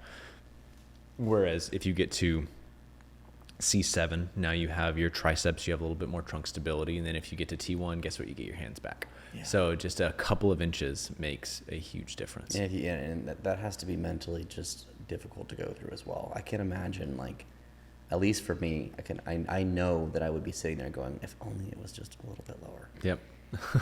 Like, if only it was, and that's got to be tough. Yeah, true. It really is. It's tough. And you guys, though, do give them an outlet to not only, I mean, you're working on things on the physical side, but it must be nice to go somewhere where you can exercise and do things. And so you have a background in exercise as well. Correct. So tell people about just that aspect of it and how you guys have kind of merged the medical part with the exercise. So I think the phrase exercise is medicine comes into play, and I think it's really gotten some traction here in the last few years. And while I think there is a little bit of a lapse between the medical community and the physical fitness community, I think that we're seeing that gap narrow because we realized how many outcomes are so intertwined between a person's level of fitness and their medical outcomes. Right. And so I think adding physical activity to someone who is chair-bound, it is still going to improve their level of fitness. So yes, they're not going to be running a marathon, but people push a marathon. Right. And, you can get a road bike, you can pedal with your arms, and some individuals that do get the ability to walk, they'll go walk a 5K, they'll do something like that. So they're, with our facility, trying to bring together what PTs are doing, continue it, and then adding an exercise component to a recovery component. I think you're just seeing what the body's capable of if given the right stimulus. It does seem like society for a bit was really in the medical was over here on one side, and the health of the body was on the other side. Yep. And it was just over here was, here's a pill,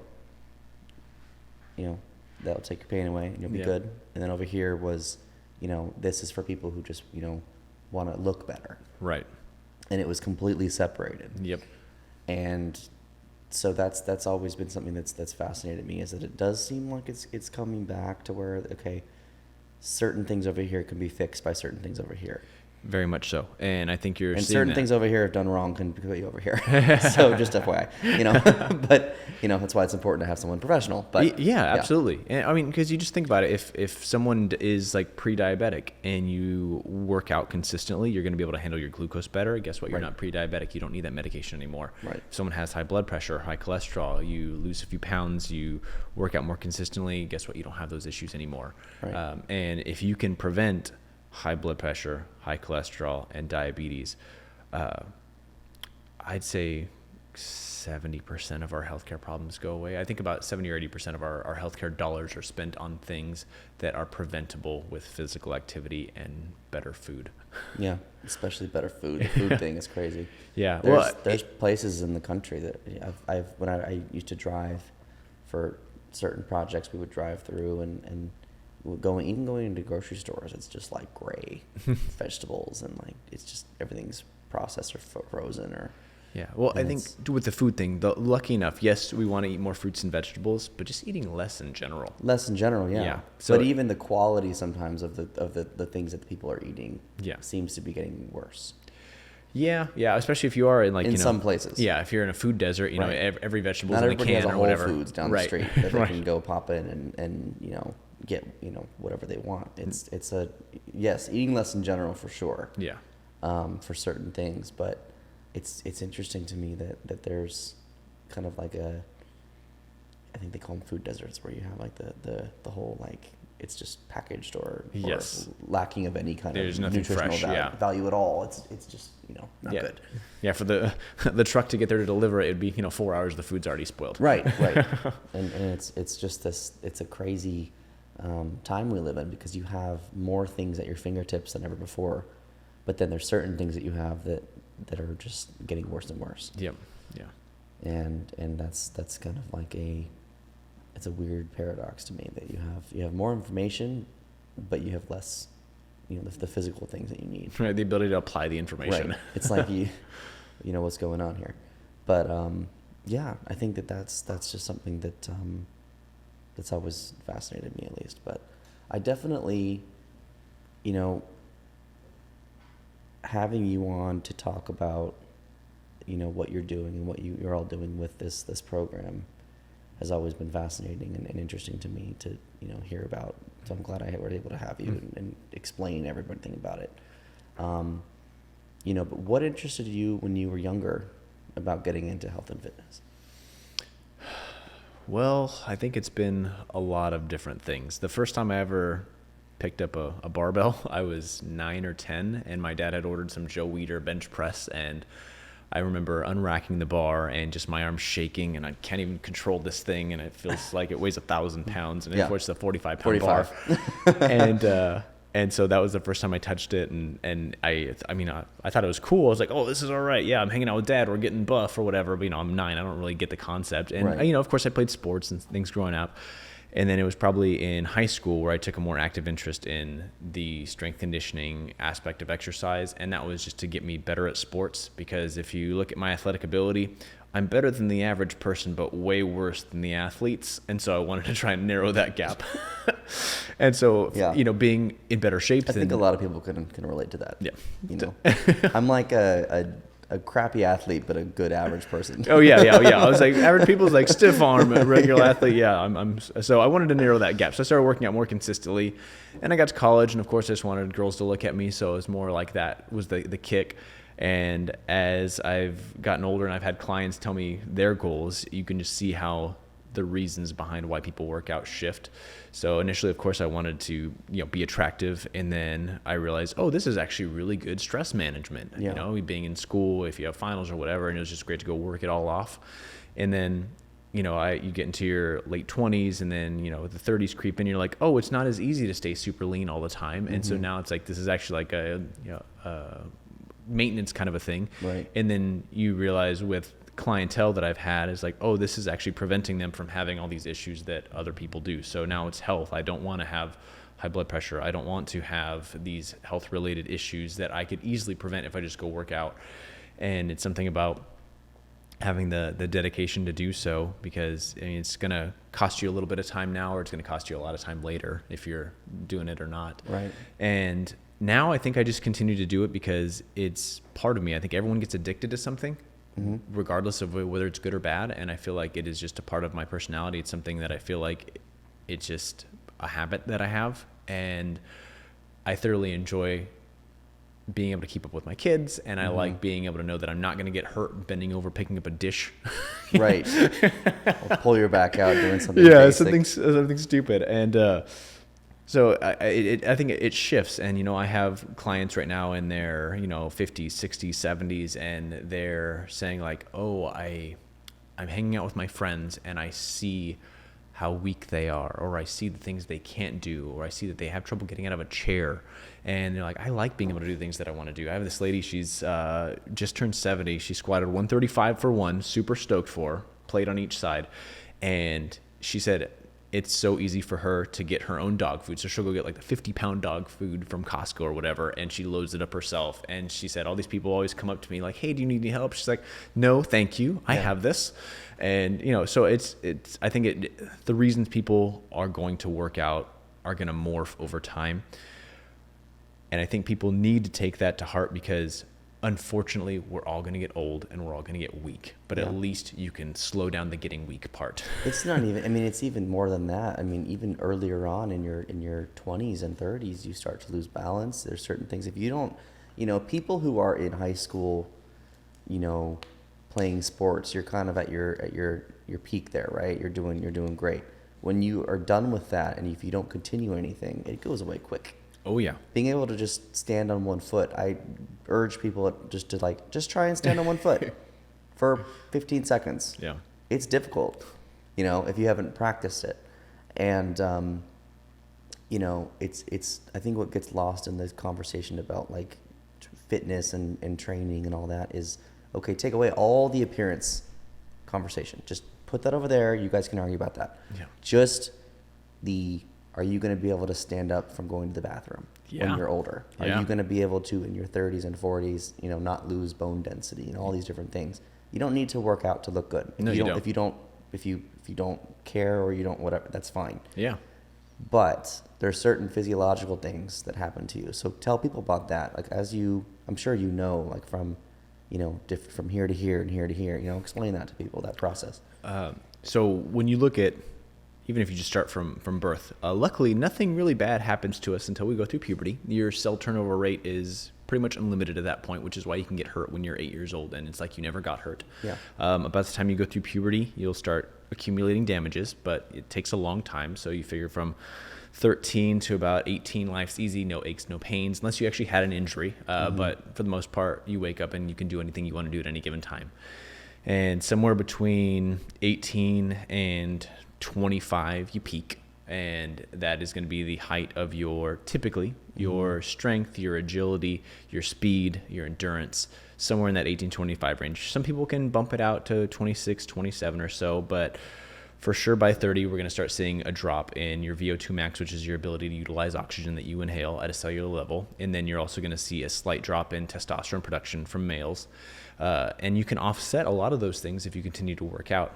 And so between 20 and 60, what a lot of people don't realize is that your metabolic rate doesn't drop a whole lot between 20 and 60. And for dumb people out there like me, so what's the metabolic rate? Metabolic rate is everything that your body does to live. So the energy that it takes for you to think and have this conversation with me, the energy it takes your heart to beat, your food to digest, for you to move around and do things for yourself, for you to go exercise, for you to go on a hike. Just your basic stuff. Yes, being alive and breathing. The exercise that you do. Yes, everything that causes you to be alive is your metabolism. And that stays relatively constant from 20 to 60. Now, most people say, oh, I turned 30 or I turned 40 and I gained all this weight. It's like you just weren't active. Yeah, you just weren't active. Well, the funny thing about that is like it's funny because like when you're in your 20s, people say, well, in my 20s, my metabolism slowed down. It's like, well, it coincided with you going to college and stopping exercising. Right. And same with okay, I got to, or maybe you had it in check until then. It was my late 20s and when it happened. And it's like, well, that's when you got a desk job. Yep. And there's certain things, and if you had just introduced certain things, you probably would have offset that. Yeah, I think too, when you're in your early 20s and don't have any real responsibilities, you can spend 2 or 3 hours at the gym and be fine. Yeah. And your metabolism is very, very fast, and you burn extra calories just because you have the ability to. And then, you're going out later, you're doing more stuff, you just burn more calories, you're more active. And then, depending on stress levels, or if you have kids or you get a job or whatever, that decreases your activity. And then also when you're more stressed and you sleep less, your choices aren't as good. So you reach for that more processed snack or the sugary stuff or the extra salty food. And it's a very, very slow process. But even then, what's interesting to note is most people gain their weight between October and January of every year, the holiday season. Yeah. And so you figure it's the candy, it's the Thanksgiving food, it's all the holiday food, it's the New Year's drinking, all these things. And people on average gain about 2 to 4 pounds a year on average. And so you figure 10 years goes by and you're 30 pounds heavier. What the heck happened? Yeah. Well, it's just you kept eating and you didn't lose the weight. And because from January to about that September area, people keep a relatively similar diet and things like that. It's not like a constant weight gain. It's usually that season. But between 20 and 60, you can essentially stay very, very lean and very, very muscular if you keep it up. Now, yes, no one's going to have time if they're really trying to make their lives better when in their 40s to go work out for 2 hours a day and look like a fitness model unless that's your job. Right. But you can choose to eat a little bit better and continue to work out and keep a lot of what you have. Now, at 60, what we see is there's a profound drop-off in metabolic rate. So you do actually slow your metabolism down. So you do want to eat a little bit less at that point. And then at 70, we see an even greater drop off in hormonal levels. So hopefully you've been working up to that point, because it's very hard for you to grow new muscle and continue to maintain the muscle that you have at that point. But 20 to 60 is pretty much the sweet spot. You got to stay as active as you can, and you shouldn't see a notable drop off if you are doing those activities. Yeah, and I want to talk more about that. We're going to take a quick break. Okay. Real quick, and then we'll come right back. Sounds good. Okay, cool. All right. Sweet. So we're back. All right. So, yeah, go ahead and keep on what we were talking about, because I liked where we were going with that, with, talking about the difference between, keeping yourself growing older and being able to function. Yes. Yeah. And I know you were always big about functional movement. Yeah, well, I think when I choose, workouts for myself, if I'm going to spend my time doing something, I want it to be worthwhile. And I think people are very much more about the here and now than about what is going to affect them long term. Mm-hmm. And long term, you need to be strong and you need to be able to help yourself. And so that's why when I'm talking to people about working out, especially as they are aging, anywhere in that 20 to 60 realm, people say, what should I do? Should I go do cardio? Should I do flexibility? Should I do strength or whatever? And if I'm telling you what is going to be the biggest bang for your buck, first, just let's get a minimum time down. According to the American College of Sports Medicine, you need about 150 minutes a week. So 30 minutes 5 days a week, 50 minutes 3 days a week, however you want to divvy that up, but 150 minutes a week of moderate activity. Do you know how many minutes are in a total week anyway? A total week? Yeah. There's 168 hours in a week, so times 60. Let's do some math here, because I want to see. It's what times what? 168 times 24? 168 No, 168 times 60 is going to give you minutes. 168 times 60. So there's 10,080. You got 10,000 minutes. Because when you say 150 minutes, people are like, whoa. Yeah, 2.5 hours. That's yeah. And so it's very similar to talking about a child in terms of months. She's 24 months old. It's like, well, that makes it sound bigger than it is. Yeah. That's not exactly 2. Yeah, it's just 2. Just say 2. But yeah, so 150 minutes is the easiest way to look at it. So you can divvy that up however you want. But within that 150 minutes, if people ask me what is going to make the biggest impact, it is going to be your strength.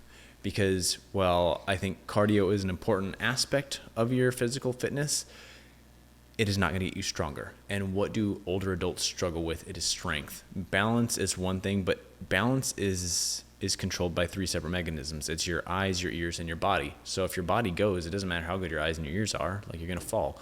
And so strength is probably one of the biggest precursors to not falling. So that's why I say throughout your whole life, strength training should be the kind of meat and potatoes of your program, so to speak. This isn't something for someone who's old. This is something you should do to prevent yourself being in that situation when you're relatively young. Because there are people in their middle age, their 30s and 40s, who are...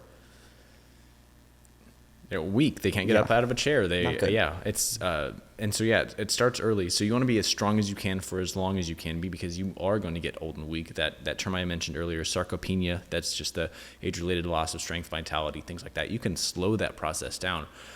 But unfortunately, a byproduct of aging, the train is on the tracks. You can almost stop it. You can get it going real slow, but you have to start earlier. And don't get me wrong, you can start when you're 60. You can start when you're 70. It'll help. Yeah. But go now. And so strength training for sure, sprinkle in the cardio like you like, and pick activities that you like to do that are going to keep you active. And what would you say to someone who, because I know there are those people in their 30s and 40s and 50s who say, I ride my bike, that's strength training? I would say that... The breathe out was a good... I had to really refocus on that one. Yeah. How would I... I think of when I'm trying to come up with good responses, I think, what would I tell my mom or my dad or my aunt and uncle? Because you'd be that rough, huh? You'd be that blunt. Oh no, see, I like them. I want to really ease the burden for them, and I would say, please keep going on your bicycle. Mm-hmm. It is going to help you, and I'd rather you do that. It is not going to help you get up out of your chair, though. The type of muscle fibers that you're using is not the same types that you use when you lift weights. And the type that you use when you lift weights, those are some of the first to atrophy or get smaller or weaker. Right. And you want to keep those as long as possible. So, yes, please continue to ride your bike, but it is not your squat day. It is not your leg day, and you need to continue to work out your upper body, because I don't care how tightly you hold that handlebar as you're riding your bike, you're not going to work out your chest. You're not going to help your posture by getting, your shoulders into a better alignment. None of those things are going to happen unless there is focused resistance training. And go ahead. And that would be the same answer to someone who says, well, I jog every morning with the weights, or I walk every morning with the weights out in front of myself, Right. And I would say you're walking with 3-pound dumbbells. Mm-hmm. And if you just look at a gallon of milk, if you drink milk or even almond milk, whatever, it weighs more than 3 pounds. If you have kids at home, your kid weighs more than 3 pounds. Yeah. It's a joke to walk around with 3-pound dumbbells and think you're doing anything. Yeah. I think it's better than nothing, but if you really want to make an impact, you got to make it harder on yourself. Now, I do think walking is underrated as a form of preventative medicine or exercise. I think you should walk every day just because you're supposed to, not because it's your exercise. But if you are going to divvy up your 150 minutes, sure, have 50 minutes of it, 75 minutes of it be walking briskly around hills around your neighborhood, but make sure it is a little bit of a challenge, but you have to do that resistance training, because if you look at walking, you're upright and you're not really bending your legs very much. A squat, you're getting as low as you can into that. In a push-up, you're pushing your body up and away. Right. And, all these movements, you are forcing larger ranges of motion to occur, which is going to take care of some of your flexibility work as well. Very nice. Yeah, I think that's something that always gets lost in the conversation about health and fitness, because it's always the two sides of, you're fat, no, I'm fine how I am, like going back and forth, and then everyone else is over here going, yeah, but like you should prevent like bone loss, and like just that aside, you can have better balance, less injuries, things as you get older in your 20s, 30s, and 40s even. That's not old. No. But people roll their ankle in their late 20s. Yeah. And they wonder how, well, this is crazy. How did this happen? And if only maybe you had a little bit more balance training, or you had just done some exercises on, with one leg up and types of different things that you can do to prevent that. So that's something that I always think about, because it isn't just for old people to do preventative, measures. Yes, it is for everybody. And, it kind of leads me into the amalgamation, just like the putting together of a lot of things that I've done in the fitness industry over the last 15 years. And that's why I came up with this worksite fitness kind of a seminar structure that I do. And it is based on people who sit too much. So it's for professionals who are sitters. So whether that's in an office setting or because they're a delivery driver or whatever, average American sits about 10 hours a day. And you're already asleep for 8 hours of those. So you're really only up and walking for 6 at best. And so a lot of things happen. Your hips get tight in the front, your hamstrings get tight in the back, your calves get tight, your low back gets tight, you get bad posture. And then all these things hurt and ache, so you're less physically active. You get the high blood pressure, the high cholesterol, things like that. And then now that you're doing even less activity, your sleep is disturbed, you're stressed, you're eating poorly, weight gain occurs. So it's just this kind of steadily growing snowball over the course of a few years. And so I've taken all the knowledge. So, the sitting crowd within the wheelchair, I've learned a lot from that, but also with my regular clientele that have desk jobs, and taking those and creating the series of lectures around how to prevent what is happening. I think that is going to make a huge impact on individuals, because most people have to sit a lot. And I realize the almost hypocrisy of saying that while I'm here sitting talking to you, but we're in a digital world and we're sitting talking, and then I should have had you stand for 3 hours. I should have just had you. I put that arm up and just stand there. And, you hypocrite. Yeah, exactly. Yeah, geez. And then I'm gonna go home you and I'm gonna type the typing already online. You hear people saying he's sitting while he's telling me to get up. Exactly. Yeah. So, well, you did your exercise today, or you're going to. So. I will absolutely. Yes. And I think that's the whole point. Is it's okay if you have to sit all the time. You just have to do something about it. Yeah. Yeah. Especially when you break it down in those kind of terms, because I think that when you say that to people, people immediately go to, well, I don't have enough time, and that's an excuse. Mm-hmm. I don't know anybody, and I have worked with some of the busiest people that I can imagine, especially crew like on movies and sets and stuff, that are working like I'm pretty sure illegal hours. I mean, they're working to the point where it's like they were there at 5 a.m. and we're wrapping it at midnight. They have a break. That they're getting overtime and all this other stuff, but they're still working this entire time. Mm-hmm. That you could make an argument to me that saying you don't have time. That yes. I don't have time. aside from that, if you were working a 9-to-5 job, you definitely have time. Yes. It's a matter of what's a priority for you, and there are other things in life. Of course, if you have kids or you have other things going on. Yeah. But, you know, you're not asking for 2 hours every day. No. You're asking for really 30 minutes a day. And if you do it daily, it's less. Or less. Yeah. Then, you know, it's not. And some of these things that you teach and you have on your Instagram and your other social medias are things that, like, you can do at home. Yes. Some of the more functional stuff are things that they don't require a lot of equipment, and they don't require a lot of. Well, even if you just started your day with 10 or 15 minutes worth, you're still better off than 0 minutes. And I think people get in this mindset of, oh, I have to do everything perfect. So, like, it's January 1st, and now I'm going to eat perfect. I'm going to work out every day for 2 hours. I'm going to do this. It's like, it's not sustainable either. Well, they're not going to stay to it. Well, and I think we give our future selves way too much credit. Way too much credit. It's like, I'm sorry, you didn't do any of that, and you think the next day you're going to do that? Like, that's not how it works. Like, how about you try to eat an apple and a banana in a day, and you do a 10-minute workout and see how it goes, and then see how many days in a row you can do that. And I think like you didn't get yourself into this situation overnight. Right. So you're not going to get out of your situation overnight. Unfortunately, not. Human bodies are very slow to adapt. Yeah, which is unfortunate. But, you know, slow in the grand context. But, I mean, 6 to 10 weeks is not a long time in the course of somebody's life to really make a change. Right. And if you can. And what is that time frame? So if you're trying to make a change in your balance, let's say, do you know off the top of your head? I know it's kind of putting you on the spot. But is there, how long before your body adapts to something like that? Any goal. So whether it's improved balance, a little bit more strength, a little bit more endurance, your body kicks it in as soon as possible. So yeah, typically between 6 and 8 weeks is what I tell people. You'll see a notable difference. And if you're working with a professional, they're going to do pre-tests, and you're going to see a post-test after 2 months, be like, oh my gosh, I'm so much better.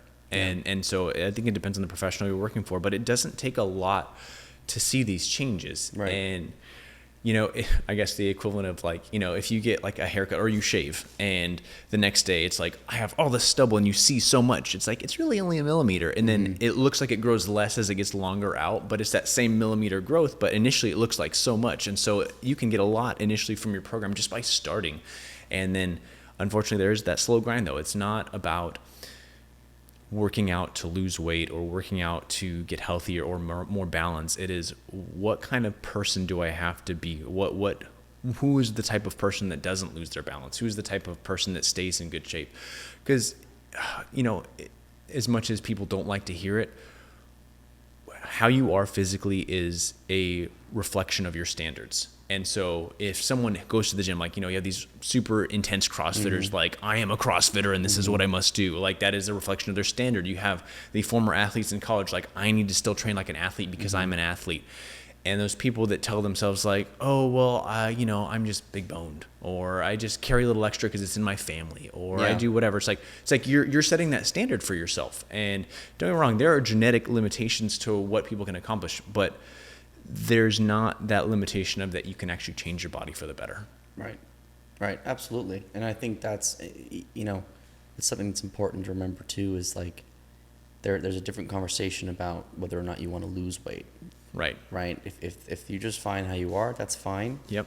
But the reality is there's things that everybody, skinny people too, need to have balance. Yes. Well, and that's looking at health of it. Right. That's the health of it. There's more to it than just, the appearance. There's your balance. There's your bone density. There's things that will affect you later that you can just do minor things. Yeah. They're not very intensive. Right. Minor things. Well, and just think about the things that you like to do now. I can guarantee a lot of them are physically just at least lightly hard to do. So if people like to go out in the woods and hike, you got to be able to keep that up. So once again, to be that type of person, what do you have to do? Right. And do it. Yeah. That's always the hard thing, is convincing people just to make the small change. Yeah. They often want to make huge changes. Yes. Yeah. And they want to make these massive, which is fine. I mean, that's great. But I think probably my experience, and probably it's similar to yours, is that people who make the giant changes, less likely than not, don't stick to it. They don't. And you can't. I mean, your body fights against you. Yeah. Yeah. Just little changes over time. And I think that's the way to put it. It's a great way to put it, is do the little easy stuff that you can consistently, because that is going to create like the biggest change long term. Yeah. And it's really picked things that are very easy to do. And, you know, some people will argue and say, well, it's not easy. It's like, no, it is easy, but it's easy not to. Yeah. Yeah. That's a good point. That's a good point. And I think that it's all about how you approach it. You know, and I like that small bit at a time. Now, nobody wants to do that. They want it, more must be better, so faster. Yep. And I'll get to my goal faster. But, if you can prevent the situation where you can't get off the toilet, or, you can prevent the situation where you're rolling your ankle at 29, yep. Then there's certain little things you can do. Mm. And, especially going back to the conversation we were having about the spinal cord injury, I feel like people have there's a privilege to having a functioning body that doesn't get talked about as much. You No. have a functioning, active body that some people would kill for. Absolutely. So true. So that's always something that stuck with me, especially being around them, as being, wow, okay, you have this, ability to do things that other people don't. Yeah, and the verbiage matters. It's not, I have to get out. I get to work out. Yeah. I have the opportunity to. Yeah. It's just, there's interesting challenges out there where there's programs that'll let you like rent a wheelchair for a day and you try and go through your day. Through your day. Yeah, and just see if you can do it. And this is with functioning arms and a perfect core and trying to get through it. Right. Yeah, try and cook, see how it goes. Right. And so it's like you have every opportunity at your fingertips to do what you want with your body. Don't let it go to waste. Yeah. I think that's a good way to put it. So why don't you tell me, or tell everybody how to find you on your social media? You can find me at Bowtie Fitness Guy. We didn't really talk about that. No, the I bow tie I is am in a bow tie. intentional. Yes, it is Yeah. intentional. And actually, It's his thing. Everyone here has a thing. everyone has a thing, right?